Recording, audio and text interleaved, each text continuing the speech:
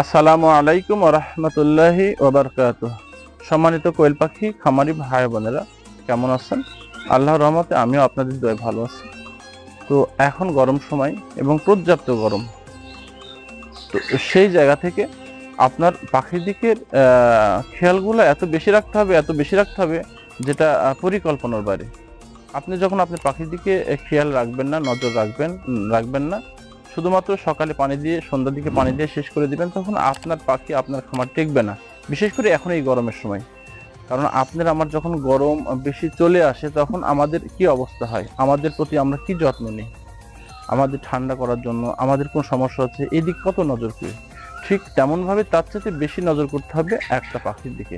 আমার আপনার সমস্যা হলে আমরা এটা বলতে পারি যে আমার এটা হয়েছে, এটা প্রয়োজন, অথবা না বললেও নিজে হাতে করে নিতে পারি, বা যে জায়গা যে জিনিসের প্রয়োজন ওই জায়গা পর্যন্ত পৌঁছাতে পারে, যেতে পারি।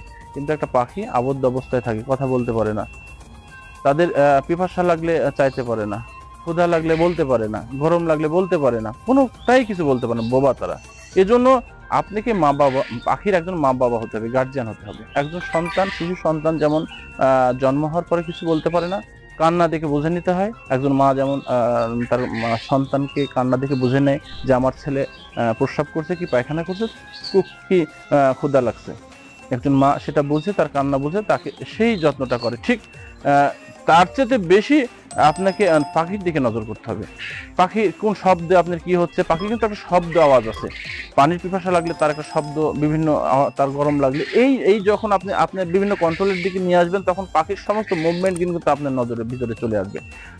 তো সম্মানিত কোয়েল পাখি খামারি ভাই বোনেরা, উত্তপ্ত গরমের মধ্যে পাখি বিশাল কষ্টে থাকে। সেই ক্ষেত্রে আপনি বিশেষ করে একটা জিনিসের দিকে নজর করবেন, সেটা হচ্ছে পানির দিকটা। প্রতিদিনের জন্য আপনার কোয়েল পাখিকে 4 থেকে 5 বার পানি পরিবর্তন করে দেবেন। 4 থেকে 5 বার পানি পরিবর্তন করে দেবেন। এতে আপনার পাখি অনেকটাই এই গরমের মধ্যে স্বস্তি লাভ করবে। অনেক সময় গরমের মধ্যে পাখি স্ট্রোক হয়ে যায়। গত বছর আমার কয়েকদিনের মধ্যে বহুত পাখি স্ট্রোক করছিল পর্যাপ্ত গরমে। তার সেবা নিতে তার দেখা শোনা বুঝে ওঠার আগেই আমার এই ঘটনা হয়ে গেছিল।